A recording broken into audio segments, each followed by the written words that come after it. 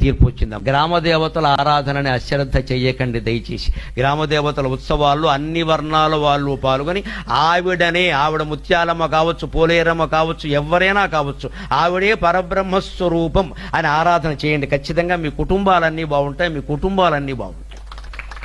గ్రామదేవత ఆరాధన అశ్రద్ధ. ఎందుకంటే అసలు దేవతలకి బ్రహ్మకి, విష్ణువుకి, శివుడికి నువ్వు నేనేమి మేనత్త కొడుకు కాదు ఇక్కడ. కానీ గ్రామదేవతకి గ్రామం అంతా పిల్లలు, సొంత పిల్లల కింద లెక్క. ఆవిడ కాపాడు తీరుతుంది. బంధుత్వం ఉంది అక్కడ. ఆ గ్రామానికి ఆవిడ దేవత, మళ్ళీ పక్క గ్రామానికి కాదు. మనకి పోలేరమ్మ అంటే పక్కింటికి సత్యమ్మ కావచ్చు, వాళ్ళు ఆవిడని కొలుచుకుంటారు.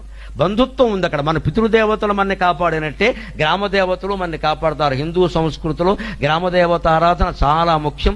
ఏటా ఉత్సవాలు ఏం మానకూడదు. అప్పుడు హింస మాత్రం పనికిరాదు, జంతు హింస చేయకూడదు. అందరూ అమ్మవారికి సంతానమే. కానీ మామూలుగా చేసే విధానంగా హాయిగా చేసుకోవాలి. ఆ గ్రామదేవత కూడా పురుషోత్తముడితో సమానం.